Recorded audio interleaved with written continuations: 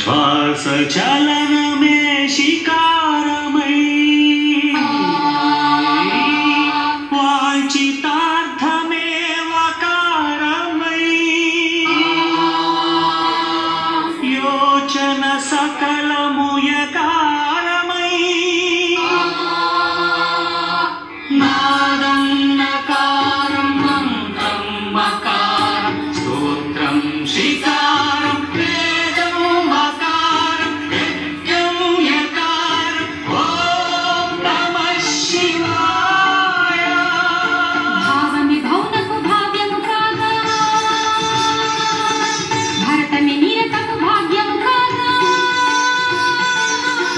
ఊహిన హిరులు కరిగేలా తాండవమాడే వేళ రామ పంచమి పంచాక్షరిగా పరమ పదము ప్రకటించగా ఖగోళాలు పదకింకిణులై పది దిక్కుల కూర్చటి ఆర్భటిరేగా అందెలరా మీది పదములగా అంబరమరానిల హృదయముగా ప్రతగాన మీది పెదవులగా అమితానందము ఎగసడిగా అందెలరా మీది పదములగా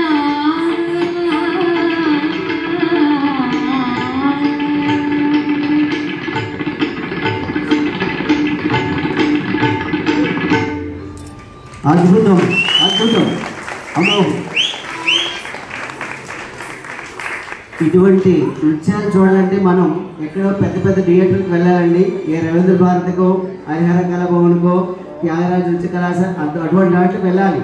కానీ మన అదృష్టం మన కాలనీలోనే ఈ యొక్క ప్రాంగణంలోనే ఇంత పెద్ద పెద్ద ఆర్టిస్టులు వచ్చి మనందరికీ చాలా ఉత్సాహాన్ని నింపి మనందరికీ చాలా ఆనంద దోడికల్లో ముంచి మనని చాలా ఉత్సాహపడుతున్నారు. వారికి మా యొక్క కృతజ్ఞతలు. మరి ఇంత మంచి నృత్య కళాకారుల్ని సన్మానించుకోవడం మనకు కూడా భాగ్యంగా భావించాలి. ఎందుకంటే ఏదైనా ఒక కళ నేర్చుకొని అది వృద్ధిలోకి వచ్చి అందరి ముందు ప్రదర్శన ఇవ్వాలంటే చాలా తపస్సు కావాలండి, చాలా పరిశ్రమ కావాలి. అందరినీ మెప్పించే విధంగా మనం ప్రజల ముందుకు రావాలంటే, ఆడియన్స్ ముందు రావాలంటే దాని వెనుక ఎంతో కష్టపడాలి.